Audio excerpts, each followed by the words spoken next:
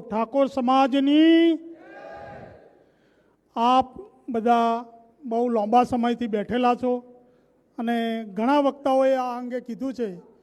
જ્યારે ઠાકોર સમાજનું બક્ષી પંચમાં વર્ગીકરણ માટેનું જે તારકભાઈએ અહીંયા અભિયાન ઉપાડેલું છે, તે અભિયાન વર્ગીકરણ કેમ એના લગતી જ આપણે અહીંયા ચર્ચા કરવા માટે આવેલા હતા. એટલે આપણે ઠાકોર સમાજમાં જન્મ્યા છીએ તો દરેકે પોતાના સમાજમાં, જે સમાજમાં માણસ જન્મ્યો હોય એ સમાજનું ઋણ અદા કરવું જોઈએ, ન કે એ નગુણો કહેવાશે. જો પોતાના સમાજમાં જન્મેલો ઠાકોર સમાજનું ઋણ અદા નહીં કરે તો આ એક ઋણ અદા કરવાનો પ્રસંગ આવેલો છે. તો એ પ્રસંગને અનુરૂપ આપણે અહીંયા એક થઈએ. કારણ કે ઠાકોર દરેકને થવું છે, પણ ઠાકોર કોઈને ગમતો નથી. વાસ્તવિકમાં કોઈ કોમને ઠાકોર ગમતો નથી. ઠાકોર તો દરેકને થવું છે. તો આપણે ઠાકોર થઈને રહીએ. જેમ તારકભાઈએ કીધેલું કે 1990ની અંદર જ્યારે 82 કોમો હતી અને બીજી સક્ષમ કોમો જ્યારે બીજા સવર્ણમાં હતી, ત્યારે આ લોકોએ આંદોલન કર્યું અને એમના રાજકીય આકાઓએ, રાજકીય આગેવાનોએ જ્યારે સરકાર ઉપર દબાણ કરી અને કોઈ પણ આયોગ વગર બાકીની જે સક્ષમ કોમો હતી એ આ ઓબીસીમાં ઘુસાડી દીધી અને એના કારણે આપણે ભોગવવું પડે છે.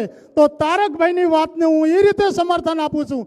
જ્યારે 1990ની અંદર આ સમાજના લોકોએ એમના નેતાઓને દબાણ કર્યું કે ભાઈ અમને આમાં ઘુસાડો, તો પછી આપણા સમાજના નેતાઓ, આગેવાનો, કોઈ પણ પક્ષના હોય, કોંગ્રેસ, ભાજપ કે ગમે ત્યારે, જ્યારે પણ નેતાઓ આપણા જોડે આવે ત્યારે એમને એક જ કહેવું જોઈએ કે ભાઈ તમે અમારા સમાજને જે અન્યાય 1990માં નહોતો રોકી શક્યો, જે અન્યાય થઈ ગયો છો એને દૂર કરવા માટે હવે 2025ની સાલમાં તમે આ વર્ગીકરણ કરાવવા માટે શું કરી રહ્યા છો, એવું દરેકે દરેક નેતાઓ જોડે, દરેકે દરેક ધારાસભ્ય જોડે, દરેકે દરેક સંસદ સભ્ય જોડે આપણે કમિટમેન્ટ લેવું જોઈએ કે ભાઈ તમે, અમે 1990માં અન્યાય થયો તો તારે ચૂપ બેઠા હતા અને બીજા સમાજના નેતાઓએ એને સહાય કરી અને લેવડાયું હતું. તો હવે 2025ની સાલમાં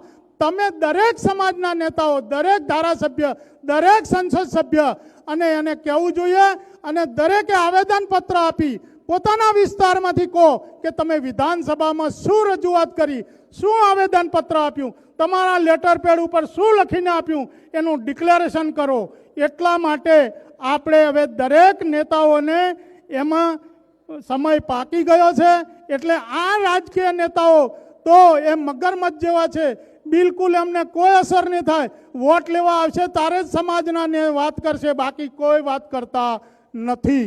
અને જ્યારે સમાજની વાત તમે કરો, અરે નેતાઓ શું કરવાના છે, સમાજ સંગઠિત થશે, આ વર્ગીકરણ મળી જશે તો આપણે ઓટોમેટિક થશું. બાકી આ સુધી આ હિન્દુસ્તાનના ઇતિહાસમાં 1951થી અરે આપણા જ સમાજની વાત કરીએ કે કયા સંસદ સભ્ય, કયા ધારાસભ્ય, કયા મિનિસ્ટર, કયા અરે ચીફ મિનિસ્ટરના કયો છોકરાનો, કયા નેતાનો છોકરો આઈએસ કે આઈપીએસ છે, મને એક પણ ગુજરાતમાંથી બતાવો કે આ ધારાસભ્ય કે આ સંસદ સભ્યનો છોકરો આઈએસ કે આઈપીએસ છે.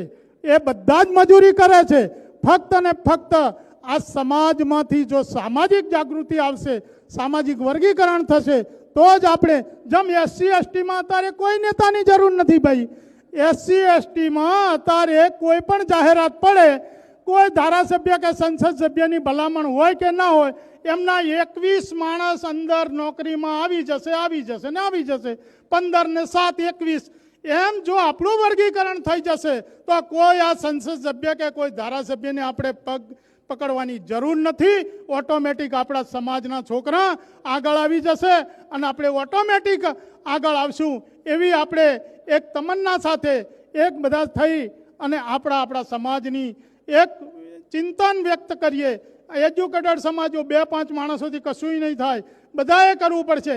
આ રાજકીય નેતાઓનું તમે લાભ કે કશું તમને આપશે એ છોડી દેજો, પણ એમના ઉપર પ્રેશર પાડશો કે તમે આવેદનપત્ર આપો, તમે લખાણ આપો અને દરેકે દરેક આપણા વિસ્તારના કે આપણા સમાજના ધારાસભ્ય સંસદ સભ્યોને કહેશો ત્યારે આર્યાય દબાણ કરશો તો જ, અને એ ચૂંટણી આવતા પહેલાં એમને કરાવશો તો પાછા તારે તો હા પાડશે પણ પછી કશું જ નહીં કરે.